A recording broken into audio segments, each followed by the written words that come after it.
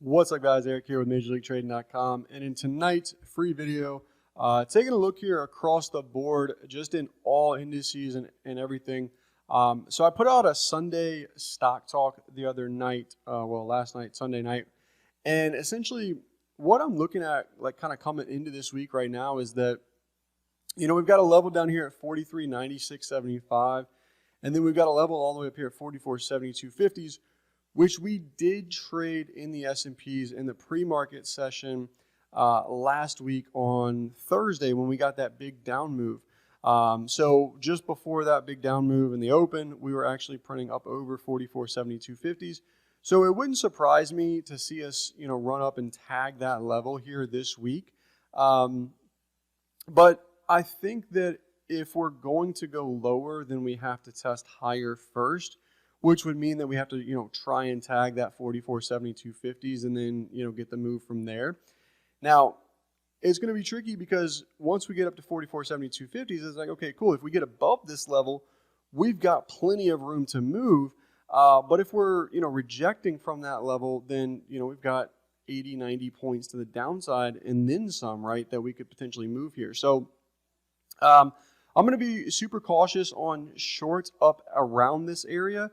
But at the same time, I'm also not going to be super aggressive with longs just because of the potential for, that failure from there and us to roll over. Now, once we break through that level and we've got a good clean trend running, maybe we run up and tag 44.92s. From there, then it's like, okay, this daily and weekly, everything might sort itself out, and we might try and, make a run back towards, these 4,600 highs up here. But if I miss 10, 15, 30 points along the way for, another 160 points worth of movement, I'm not necessarily going to be, too concerned with that. Now, if that is to be the case, right, there's going to be a couple things in which we can look for.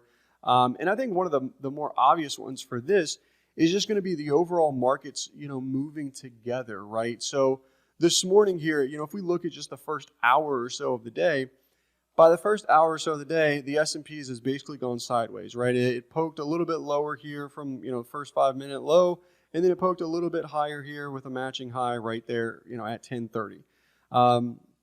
Same thing in the NASDAQ, right? NASDAQ, pushes lower here, rallies back, is basically just under opening print at 10:30. And then at the same time, we've got the Russell actually, making a really nice move to the upside, really nice strong trend here, the first 30 minutes of the day. And then just has a small pullback at 10:30, and then same thing here in the Dow. So we had conflicting markets, and I thought this might, actually be the case for today, where, we would get some sort of NASDAQ weakness and maybe Russell and Dow held. But we set up two really nice divergences here on the day. One of them coming in at just after 1 o'clock here, 1:05. You can see S&Ps rally up. This actually gets new highs on the day, this bar right there.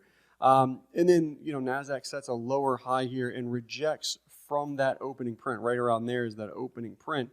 And you can see we trade above it and then get rejected back here to the downside.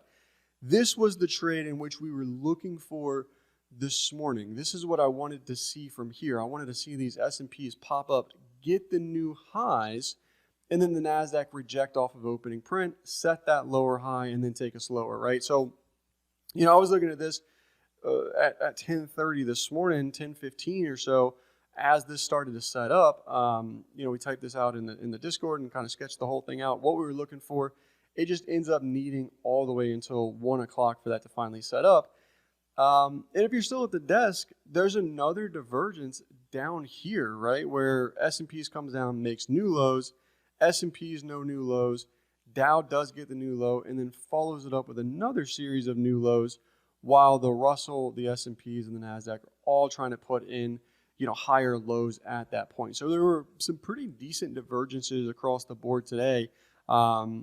Just overall a very balanced kind of range-bound day, which was somewhat to be expected here for the day.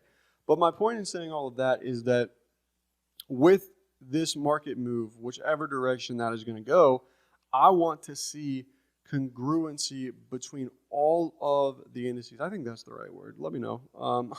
But I want to see all of them moving together. I want to see good, strong strength or just absolute weakness out of all of them together when we do finally make that move, right? So anyways, that's what I'm looking at here kind of going into this week.